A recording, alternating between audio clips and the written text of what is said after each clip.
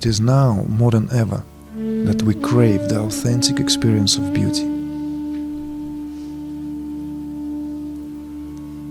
Because although beauty is available through any experience, if only the windows of our perception are clear enough, the experience of beauty has been now often supplemented with the trivial, superficial. But what I'd like to draw your attention is to the difference between experiencing of beauty and a preference that we hold for something which is a result of an acquired taste. The experience of beauty has very little to do with taste. Experience of beauty is immediate. It's immediate response, immediate spontaneous response, which momentarily arrests our mind's ability to analyze, which, of course, once that first initial impulse has subsided, a more analytical qualities kick in, and we are left to various other sensations, from wonder and amazement to maybe disgust, to maybe various other sensations and feelings that certain form has brought. But what is beauty?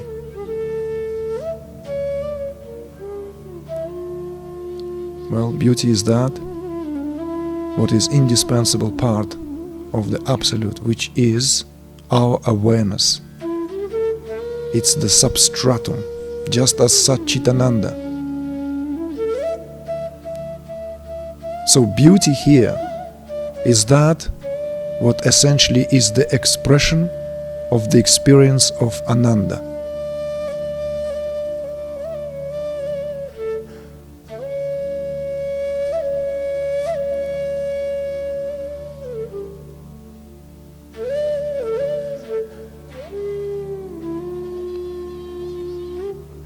Ananda and beauty are synonymous in this respect.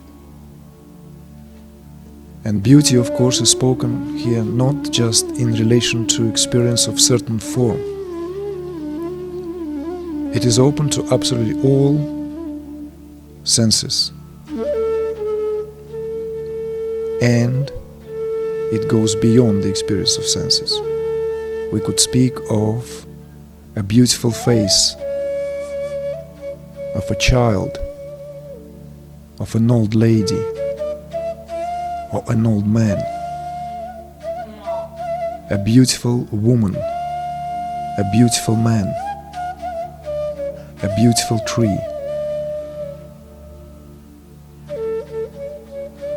Anything that our eye suddenly get captivated by, it is on the account that there must be direct cognition of the essence of who we are, and that is being reflected back to us through form that we behold. Artists and poets know this intuitively, even if they will not be able necessarily to speak and explain this. But anyone who has given themselves to creative process of any kind, consistently, persistently,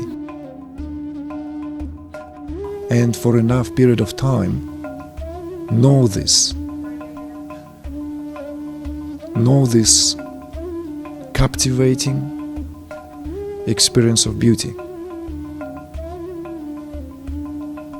But it is not only limited to form. In other words, we are not just speaking of beauty in terms of what is being reflected and passed through the retina. We could speak of the beauty of the touch, the sense perception,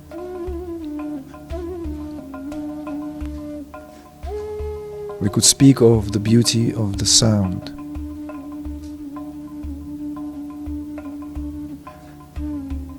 the beauty of the fragrance, the beauty of the taste. And from there on, as it gets subtler and subtler, the beauty of a feeling, the beauty of a thought,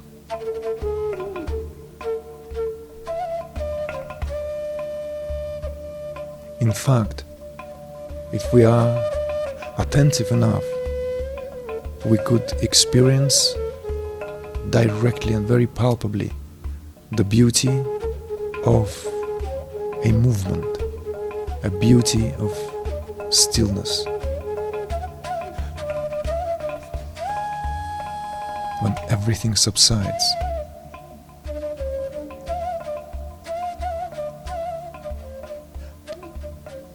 it is a conscious way, a conscious attitude. It's far from nothing. There is no such thing as experience of nothing.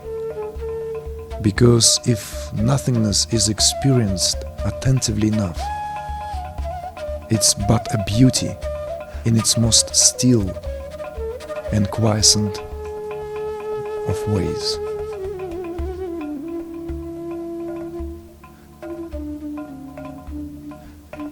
There is a beauty in every aspect of the way we are made, if only we pay close enough attention to that. Beauty in that what goes unnoticed, like the beauty in a simple act of breathing, in a simple act of walking, in a simple act of sitting. There is beauty in beholding the world with eyes open. And there is beauty in beholding the world with eyes closed. All this is steeped in beauty and conceived in beauty.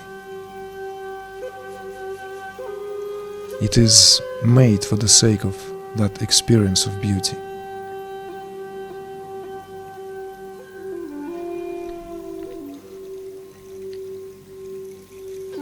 Therefore, knowingly or unknowingly, consciously or not, we always seek beauty. In fact, I dare you to look at it from a very different perspective altogether. We don't even seek God. We actually secretly seek beauty, because it is the most perceptible, directly experienced, experientially available communion with God.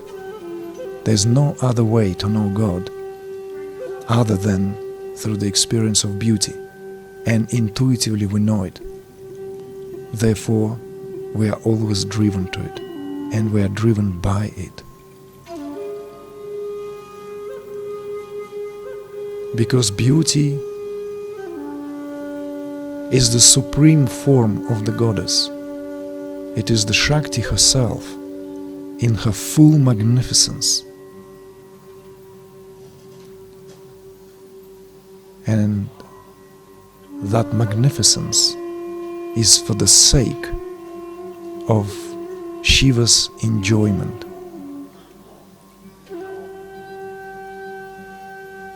Whenever we experience beauty,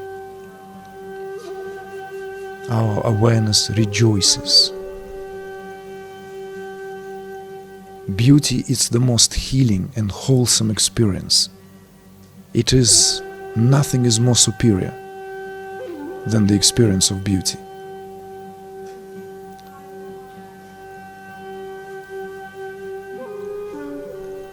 And recognizing that makes us worshippers of beauty.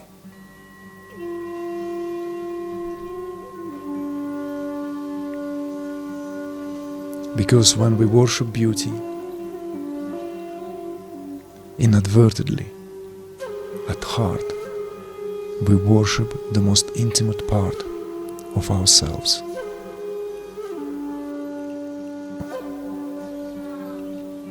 This is the path of the aesthetic rupture. This is known as Camatkāra. It is the perpetual sense of wonder. It is the delight that rises spontaneously from the core of our heart, from the core of our being, when and whenever we behold beauty in any of its form. Therefore, seek beauty, and you will find God.